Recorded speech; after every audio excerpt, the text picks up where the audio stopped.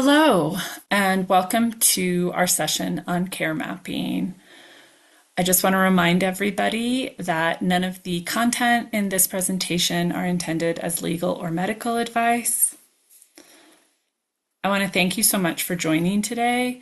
In case you want to create your own care map as you go through this, I encourage you to go and get a piece of blank white paper or lined paper is fine, and maybe 5 to 7 different colored pencils or markers or even crayons that can help with creating the care map.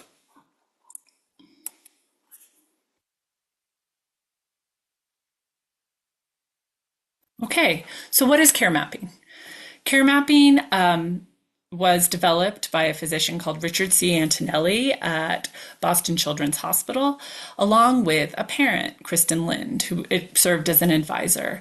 What I love about that is that, here at Pro, we work a lot on highlighting the importance of collaboration between medical professionals and families so that children really can receive the best care possible with the best outcomes. And I think this is a really beautiful example of a collaborative process that created a tool to really support families, caregivers, and parents who are caring for children with special health care needs or disabilities to use their voice and their experience to create something that can be shared with professionals.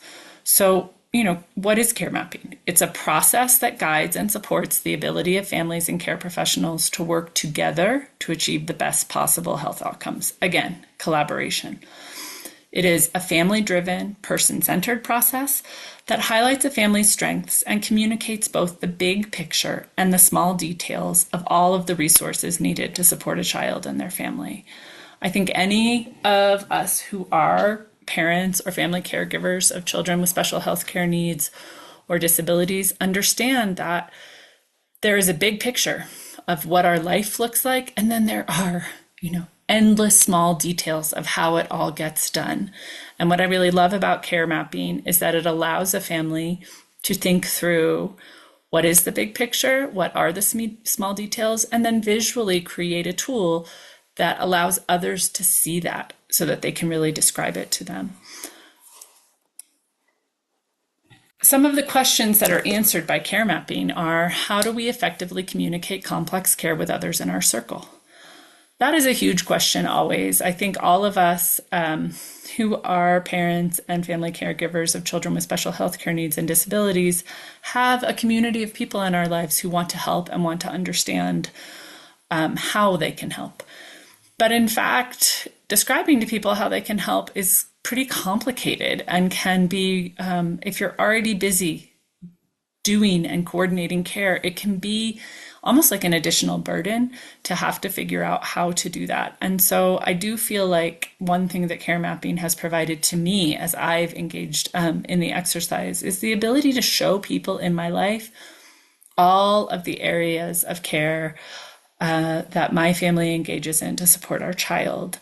And it's taken some of the burden off of me. Other things that I think it's really helpful with are both understanding what you're doing and then identifying if there's anything that's missing or that you wish were there. For my family in particular, this care mapping exercise has really helped me understand, is care balanced? At different points in your journey as family caregivers, there are going to be different areas of focus, right? Based on medical acuity or developmental stage or financial life. I mean, it is going to be different. So at different points in time, there will be larger focus areas, in one domain than there may be in others.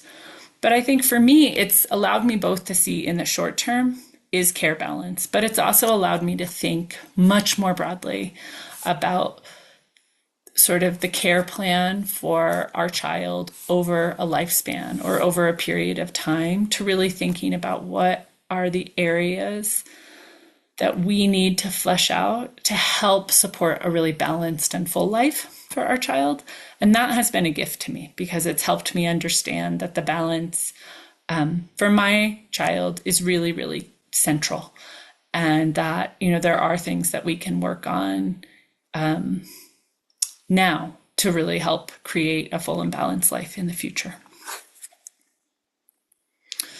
So here's an example. I'm going to show you quite a few examples of different care maps, but this is the original Kristen Lind care map from 2012. And I just want you to look at it to start to get a sense and sort of familiarize yourself with what a care map looks like. Mostly, they are hand-drawn. Okay, so this does not require a computer or fancy Canvas or PDF skills. It does not require that. You can do this with pens, pencils in your own home and redo it as many times as you want. But you will notice that sort of the G in the center circle is the child, and then the G is surrounded by the family. And then offshooting from that system of care, the family, are all of these areas or categories or domains of care that support this child's life and well-being. And so in this example, you'll see school, health, support, and for the Lind family, support includes both sort of social support, family, friends, neighbors, but also more structured support groups, therapists, and support for their other child, their daughter, and a blog. And so, different people will choose to have broader categories with subcategories or more specific categories. It's just going to depend on the individual. And then they also have legal and financial, and recreation and community, and then info, advocacy, and leadership. I think it's important to remember that any family caregiver or parent of a child with disabilities or special health care needs, without a doubt, wherever you are in your journey, you are going to become somebody that has activity in information, advocacy, and leadership. That may mean accessing information or the best information, professional organizations, other parent groups, etc., about your child's diagnosis. It may mean, getting involved in advocacy for children with special health care needs and disability sort of writ large, right, at the larger level. So organizations like Family Voices and the ARC, or disability organizations in your own community. It may include talking to legislative representatives or, joining and getting active in different types of organizations. So I think sometimes, and this is not uncommon, right, we as family caregivers sort of shy away from these official leadership titles. But I do think, in fact, all of us have stories to share, and all of us have a tremendous amount of knowledge and expertise in how to take care of our children. And I think invariably at some point, we do have roles that we play in information advocacy and leadership. So I would encourage you to include it, even if you feel like it's not the focus of where you are now. This is another example. So this is Lily's care map. First, I just want to highlight the beauty, right? It's beautiful. And I think that this is a great tool to just play with creativity. And you'll see here that the categories that Lily's family have chosen are school, advocacy, information and policy, recreation, therapy, insurance has its own bucket, because that can be really complex for many of us, medical, and then support. This is another example, Noah. So they chose to do something a little bit different with Noah's circle around him, where they're really focusing on him and the things that he loves. So both characteristics, empathetic, humor, laugh, but also things that he's engaged with or involved with: music, football, camping, hockey. I like that. I think one of the things that is often challenging as a parent of a child with a disability is that in how we interact with professionals, it's almost always about the things that don't work or the things that are hard, about deficiencies in our child, things that they can't do, things that they need help with. And I like that this kind of reframes around a whole person ideology, which is that all of our children, regardless of their disability or the complexity of their medical condition, have personal characteristics, have things that they love. And I like that that's highlighted here. But you'll also see that Noah, I think, is a child who's at a slightly different life stage. High school is focused on, transition to adulthood is focused on. And again, that may not be something that is really part of the care map for a younger child. But as you get closer to that point, it may become a big focus point, right? And here are some other care maps. So this is just a way to show the care map of the same family, but at two different points in time, to show that it is that things do change, that things are a little bit different. So even with the same basic categories, what's in the categories has shifted a little bit. And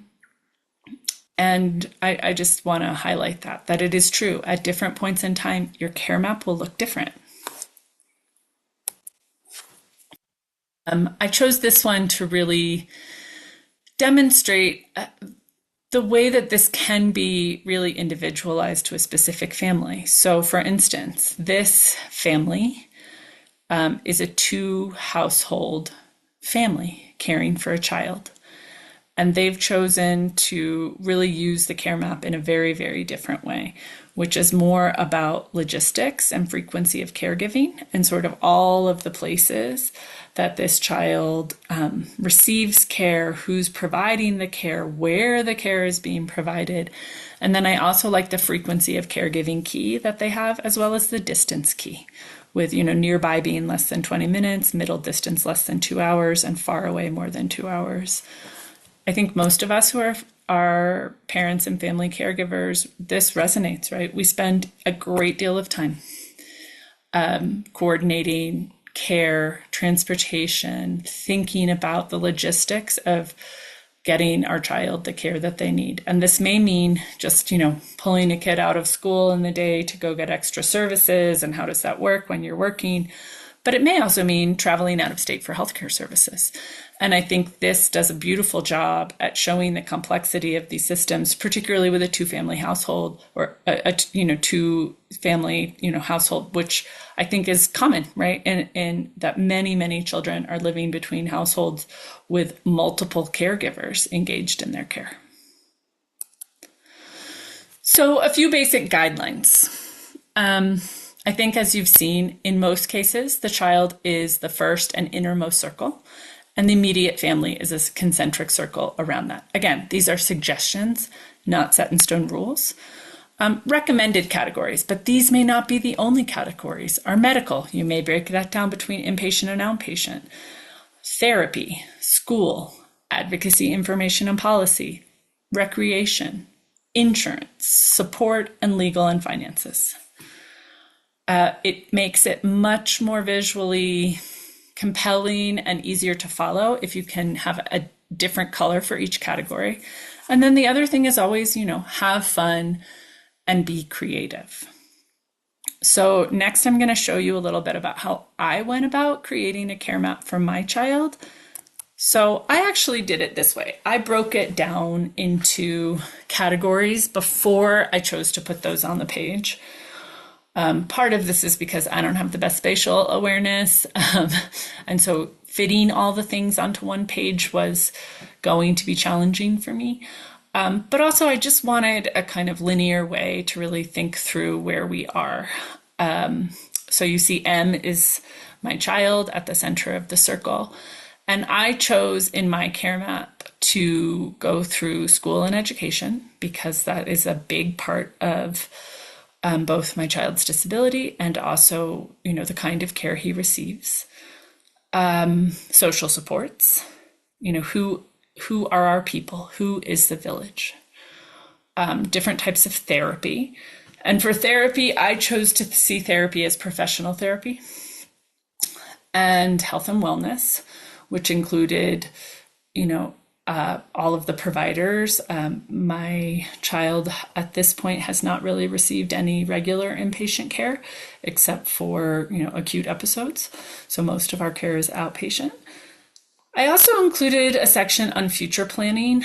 My kiddo is 10, and this is just something that we've started to think more about, and it's been a larger part of our time and energy this year as he gets closer, to reaching adulthood, to really start understanding what's available to us, what are the timelines, what are the decision points, medical privacy rules in our state, all of that kind of stuff that I've sort of taken a deep dive into. And then also even starting to think about, job training and housing as an adult and what's going to be available to him and how we can start to access those pipelines early.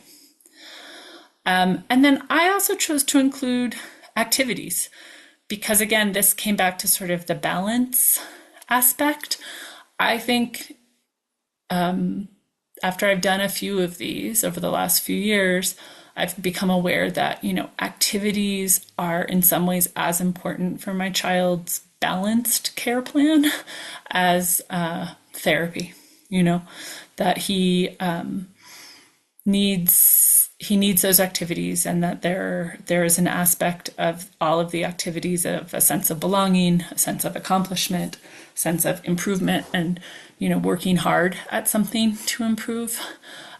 In domains that in some ways might be easier for him than traditional pathways like school. And so for me, the activities became a whole category. And in this care plan, this specific example, I left out advocacy and information because I just didn't have space. So this is what I created. It's kind of messy, but it's what I came up with for this iteration. I also wanted to highlight in this one, I was using this as a tool to talk with some professionals in our life and new professionals in our life. And so I wanted to have shapes that indicated things that were present, past, and future, and kind of ongoing. And so I tried my best to do that with the shapes. I wish I had done a key, but you'll see that sort of anything that is in a circular or, oval is current. That is something that we currently have set up. And then anything that's a triangle is something that we're working on setting up or it needs to be done in the future. And then these ones that are just in a rectangle are things that we've been cleared from, we're done with, at least for now. And things that are in a rectangle that has a sort of shaded triangle inside, those are things that we've done in the past and we're going to need to do in the future, probably. And so that was partially just to make it a useful tool to me as I tried to, use it well to sort of think about what are the things I need to be staying on top of now, what are the things I can let go of, and what are the things that need to be in my mind's eye as being either need to set, we need to get this going, or we need to be aware that we may need to continue it at a certain point in time. So I did focus quite a bit on, future planning. And partially it's because in the last few years, I've just become much more, I have a lot more information because of my professional role, but also just my network of parent support people who've been teaching me and helping me to learn about these things. And so you'll see almost all of the future planning is in a triangle, indicating it's for the future, but it's in my mind's eye and I'm learning about it. Other things are, I think a lot of the medical care, we moved states in the past few years. And so we're still kind of straddling care across state lines, in part because where we live now, there's just provider resource shortages. And so we're continuing to see some professionals in our old state, or at least stay in their network, one visit a year if we go visit family. I think we also do travel for care. The one truly specialized clinic that my child attends is out of state, and we go there about once a year. In my next iteration of this, I will include things like insurance, because insurance, I think, as many of you know, is just becoming more expensive, and our copays and things like that have become much more expensive, and our deductibles. And so that's definitely going to become a bigger issue in the care plan as my child grows up. So that's just an example of a little bit about how I did mine that was useful to me, sort of creating my categories and a list of the things that I wanted under there, and then doing the care plan. And so I think after doing this, and this is just for your own process, the idea is to reflect a little bit on it. What do you see? Were there any surprises that came out? Are there any areas you would like to reduce? Are there areas you would like to build? And then really identifying what are the resources or information or supports that you need to make those changes.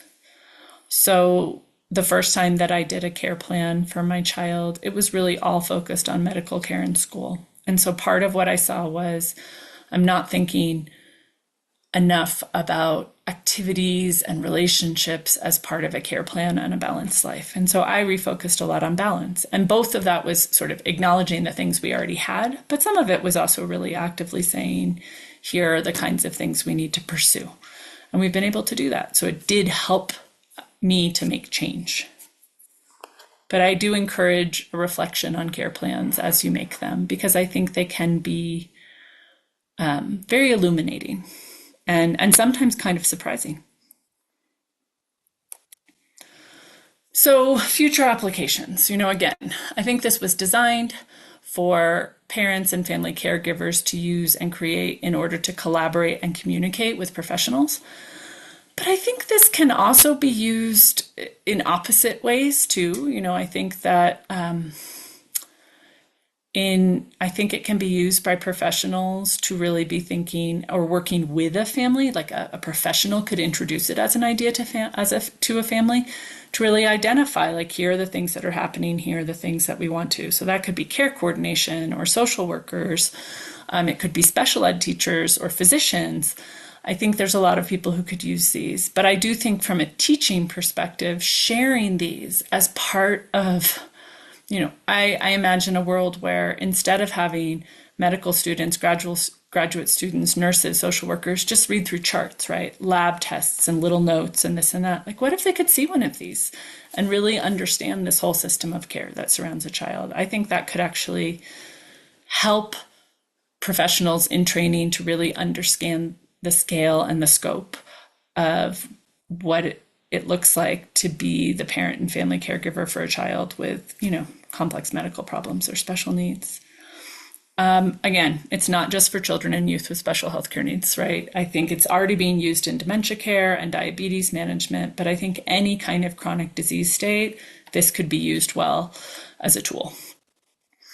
I think it could absolutely assist in healthcare and education transitions, because I think if you know all of the services that your child is receiving in pediatric healthcare or in elementary school before they transition to middle school, those can help support those times of change when often things get lost, things fall through the cracks. And I think it can also, just on a really basic level, help families build happier and more supported lifestyles, because I think it can really highlight the balance needs. And for us, it's been a wonderful tool for my family. I do want to provide some references. And, even just Googling care planning, you will get to a lot of these, or care mapping, Googling care mapping and Boston Children's Hospital, you'll get to most of these. They have some really lovely little guides there. And then, of course, you can always reach out to us if you have questions or you want to draft a care map and go through it with somebody. We're always happy to do that. Or if you'd like a presentation on care mapping for your organization, we're always happy to do that. But we are here to support you wherever you are on your journey. Thanks so much.